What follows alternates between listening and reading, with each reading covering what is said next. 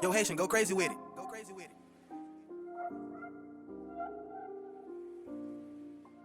Woods.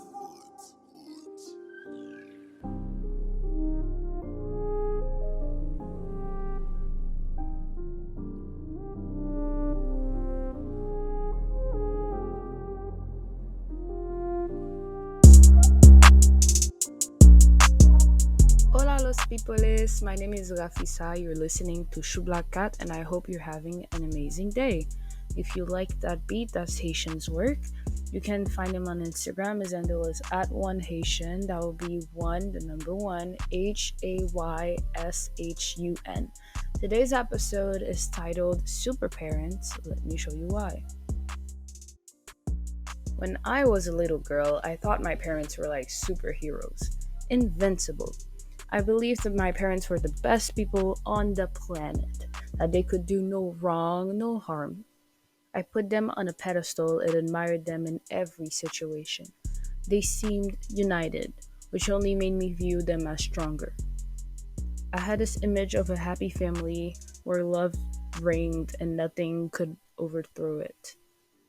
They made me feel safe, like nothing bad could ever happen, or at least like they would always try to keep anything bad from happening. They never seemed sad about anything other than death. To me, they were untouchable. They would never hurt me on purpose. My super parents. I remember the first time I saw them cry, when the hurt was so intense that wearing a mask would not really serve a purpose. I was washed down by this feeling of helplessness because I could not help the ones I admired the most. They were not untouchable anymore. I think most of us think about the generational differences with our parents when we don't understand the decision they're making. Especially when we're against that decision. We tend to think about how social norms changed and certain things aren't necessary anymore. Some rules seem like they're entertaining taboos more than passing down healthy principles. We tell ourselves that humans are adapting creatures, so why won't they come around? Old habits die hard. Even though there are things your parents tried to teach you that you're critical about, I'm sure there's at least one thing they taught you that you are never going to forget, and it would be extremely challenging for you to let go of this habit. It's internalized. Now, think about your parents or your elders. They have been around for a longer period. Those things that seem to be set in stone in your mind, not only are they set in stone, but they're also buried in their minds. I'm not saying that it could never change. I'm saying that it's almost illogical to ask another human being to change from 0 to 100 while not knowing what made them who they are today, because the truth is you will never know. Your parents made you, raised you, and yet they will never know everything that made you who you are today, everything you've been through. That means there is no way for you to know what shaped them, especially when it comes to trauma. We have the privilege to live in a world where we are told to put ourselves first.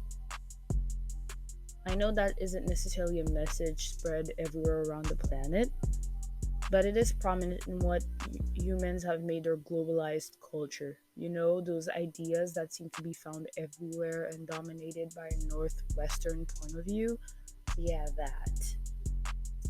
As I was saying, I'm 20-year-old, and everyone I could possibly look up to tells me that my 20s are to work on myself, work on my personal goals, put myself first, be conscious about my errors, conquer trauma, find healthy coping mechanisms to hold on to when times get hard, refine my social skills, etc.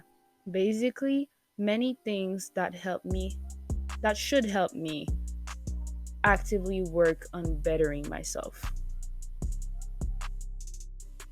When my parents were my age, those aren't necessarily things their elders encouraged them to focus on. This goes beyond stuff like getting married before 30, becoming a doctor, etc. They weren't necessarily encouraged to individually develop the self reflecting activities that seem to help me so much these days.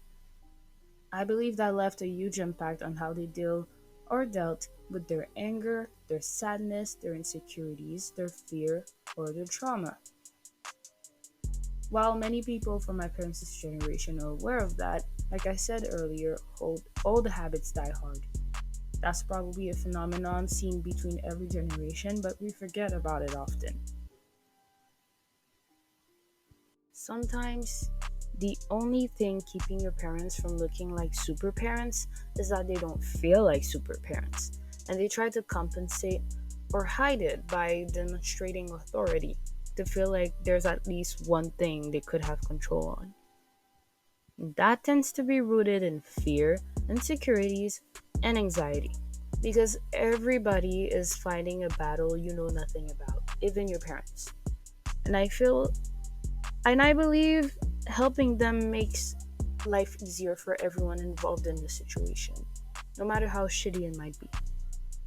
You'd be surprised how far you can get by simply sitting with your parents and giving them an opportunity to talk about their hardships. Thank you for listening to today's episode.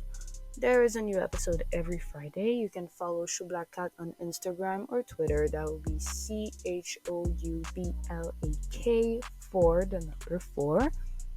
You can also subscribe to whichever platform you're listening this from. I am an artist and you'll find my work on Instagram. My handle is at Rafisarelo. That will be RAFISARELO. Have a blessed day. Ciao, ciao. Bye bye.